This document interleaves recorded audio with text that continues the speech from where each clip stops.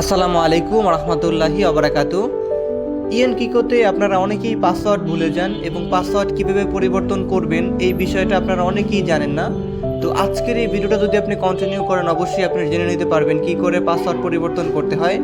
এবং চ্যানেলে যদি নতুন হয়ে থাকেন অবশ্যই চ্যানেলটি সাবস্ক্রাইব করে দিবেন, নতুন নতুন ওয়েবসাইট সম্পর্কে জানতে পারবেন। তো ফার্স্ট টাইম আমরা যেটা করব সেটা হচ্ছে আমাদের কাঙ্ক্ষিত সেই ওয়েবসাইটে আমরা চলে যাব।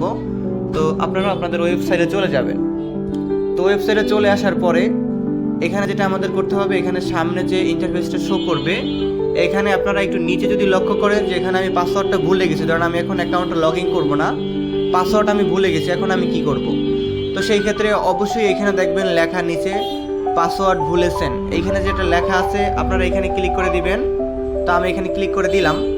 এরপর আপনারা উপরে দেখতে পারবেন যে মোবাইল নাম্বার, ঠিক আছে। তো এইখানে আপনারা যে অ্যাকাউন্ট নাম্বার আর কি, যে নাম্বার দিয়ে আপনার অ্যাকাউন্টটি খুলেছেন সেই নাম্বারটা এখানে বসিয়ে দিবেন।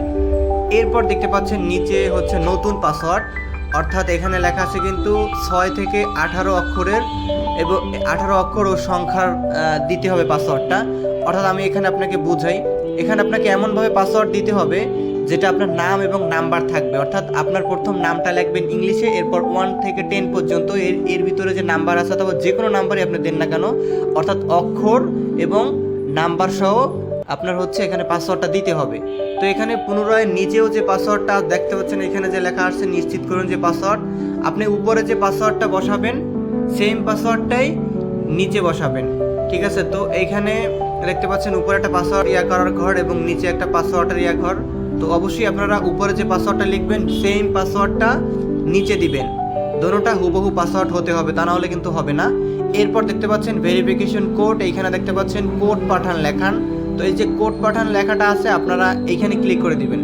তো এইখানে ক্লিক করলে আপনি এই যে উপরে যে অ্যাকাউন্ট নাম্বারটা বসাইছেন এই নাম্বারে একটা কোড যাবে, সেই কোডটা আপনার এইখানে সংগ্রহ করতে হবে। আপনার SMS যাবে, SMSটা সংগ্রহ করে অবশ্যই এইখানে ভেরিফিকেশন করে এখানে যদি বসিয়ে দেন সঠিকভাবে, এরপর দেখতে পাচ্ছেন নিচে জমা দিন, এইখানে যদি আপনারা ক্লিক করেন তাহলে আপনি যে পাসওয়ার্ড এইখানে বসিয়েছিলেন সেই পাসওয়ার্ড দুইটাই হচ্ছে আপনার, মানে সেই পাসওয়ার্ডটাই আপনার নতুন পাসওয়ার্ড হবে। তো ওই পাসওয়ার্ড দিয়ে আপনি আপনার অ্যাকাউন্টে লগ ইন করে নিতে পারবেন খুব সহজে। আশা করি পুরো বিষয়টা বুঝতে পারছেন। ভিডিওটি ভালো লাগলে অবশ্যই সুন্দর একটা কমেন্ট করে যাবেন। নতুন নতুন